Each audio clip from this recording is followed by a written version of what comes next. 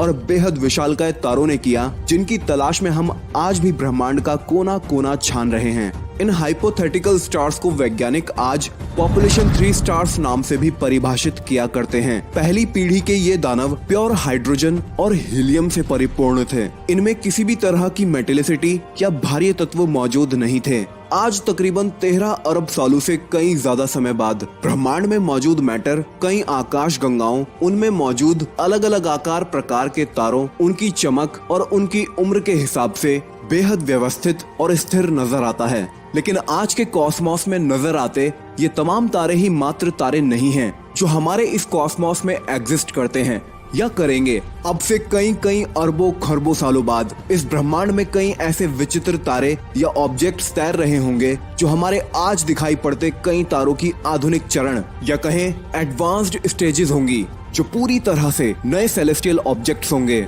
जिनका आज मौजूद इस ब्रह्मांड में नजर आना कतई संभव नहीं है। इनमें से कुछ तो हमारे ब्रह्मांड की मृत्यु, जिसे बिग फ्रीज या हीट डेथ ऑफ यूनिवर्स के तौर पर भी जाना जाता है, के अवशेषों या कहें मैसेंजर के तौर पर जाने जाएंगे। उस वक्त इनको जानना या इनके बारे में समझ पाना असंभव होगा, क्योंकि कॉस्मोस में कुछ बचा ही नहीं होगा। तो अगर हमारा ब्रह्मांड एक लंबे वक्त तक सरवाइव कर जाता है तो बहुत दूर भविष्य में ये 4 तरह के तारे हमारे कॉस्मोस में तैर रहे होंगे, जिनमें से आज इस पहले एपिसोड में हम इन दोनों के बारे में विस्तार से जानेंगे और बाकी बचने वाले इन दोनों तारों को जानेंगे इस एपिसोड के दूसरे भाग में। लाल बौने तारे या रेड ड्वार्फ स्टार्स, जिन्हें अक्सर एम ड्वार्फ्स भी कहा जाता है, इनको ब्रह्मांड में मौजूद सबसे सामान्य प्रकार का तारा माना जाता है। ये आकार में बेहद छोटे, ठंडे और कम चमकीले तारों में गिने जाते हैं।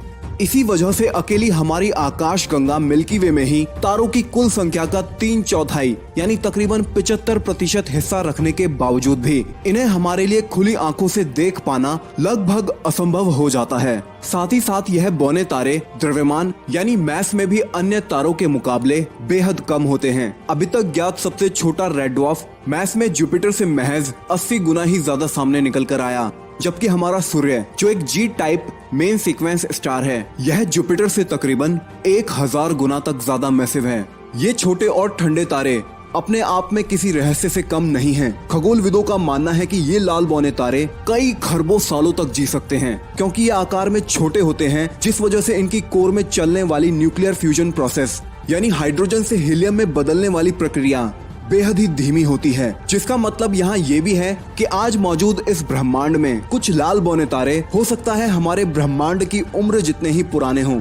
2005 में पब्लिश्ड हुए एक पेपर के अनुसार एक लाल बौना तारा जो मैस में सूर्य का महज 10% होगा, वह तकरीबन 6 खरब यानी 6 ट्रिलियन ईयर्स तक जी सकता है। वहीं औसत से कुछ छोटे लाल बौने तारे जैसे कि ट्रैपिस्ट-1 इससे दुगना यानी 12 खरब सालों तक जी सकते हैं। हमारा ब्रह्मांड जो लगभग 13.8 अरब साल पुराना है, इस हिसाब से देखें तो आज नजर आते तमाम लाल बौने तारों ने अपनी कुल उम्र का अभी तक 1% भी पूरा नहीं किया है। इसके विपरीत हमारा सूर्य अपनी 10 अरब वर्षों की कुल जिंदगी का आधा हिस्सा जी चुका है। अब इसके पास लगभग 5 अरब वर्षों का ही फ्यूल बचा है, जिसमें ये अपनी तमाम हाइड्रोजन को हीलियम में फ्यूज कर देगा और शुरू करेगा हीलियम को कार्बन में फ्यूज करना। और तब यह परिवर्तन या बदलाव सूर्य के विकास के अगले चरण को ट्रिगर करेगा, जिसमें ये फैलकर रेड जायंट फेज से गुजरेगा और अंततः सफेद बौने तारे यानी व्हाइट ड्वार्फ के रूप में अपने अवशेष छोड़ेगा। अब आज भले ही हम ये जान चुके हैं कि दूर भविष्य में ब्रह्मांड में मौजूद जो आखिरी सितारे बचेंगे वो यही लाल बौने तारे होंगे। अब ये भले ही सबसे लंबा जीवन जिएं, लेकिन अमर तो ये भी नहीं हैं। खरबों सालों बाद जब ये लाल बौने तारे अपनी कोर में बचे कुचे हाइड्रोजन फ्यूल को भी फ्यूज करना शुरू कर चुके होंगे या कर रहे होंगे, तब ये ठंडे छोटे बौने तारे बेहद ज्यादा गर्म होकर सूर्य जैसे तारों की तरह अपने आखिरी वक्त में बाहर की ओर फैलने की बजाय ये अंदर की ओर कोलैप्स होना शुरू होंगे, जिस वजह से इनका तापमान बेहद ज्यादा बढ़ेगा और ये नीले पड़ने शुरू हो जाएंगे यानी ब्लू ड्वार्फ। और आखिरकार जब ये इस ब्लू ड्वार्फ फेज से भी गुजर चुके होंगे, तब यह भी अपने आखिरी अवशेष सफेद बौने तारे के रूप में छोड़ेंगे।